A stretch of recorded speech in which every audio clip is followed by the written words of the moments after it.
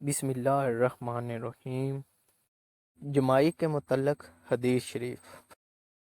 حضرت ابو سعید خدری رضی اللہ تعالیٰ عنہ سے روایت ہے کہ حضور صلی اللہ علیہ وآلہ وسلم نے فرمایا، تم میں سے کسی شخص کو جمائی آئے تو اسے چاہیے کہ وہ اپنا ہاتھ منہ پر رکھ لے، کیونکہ شیطان اگر منہ کو کھلا ہوا پاتا ہے تو اس میں گھس جاتا ہے۔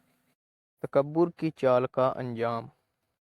ابو ہریرہ رضی اللہ تعالیٰ عنہ کہتے ہیں کہ حضور نبی کریم صلی اللہ علیہ وآلہ وسلم نے فرمایا، ایک شخص دو دھاری دار کپڑوں میں ملبوس اطراحٹ اور اکڑ کے ساتھ چل رہا تھا۔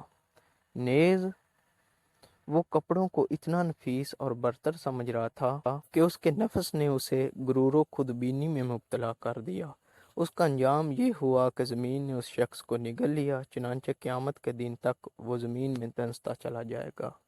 سلام میں پہل کرنے کی فضیلت۔ حضرت ابو امامہ رضی اللہ تعالیٰ عنہ کہتے ہیں کہ رسول کریم صلی اللہ علیہ وآلہ وسلم نے فرمایا، لوگوں میں اللہ کے نزدیک تر وہ شخص ہے جو سلام کرنے میں پہل کرے۔ جھوٹا خواب نہ بناؤ۔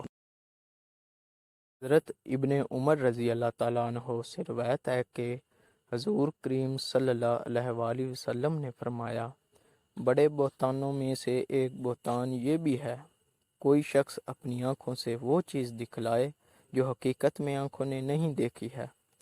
اگر آپ کو ویڈیو اچھی لگی ہو تو ویڈیو کو لائک اور چینل کو سبسکرائب کر دیں۔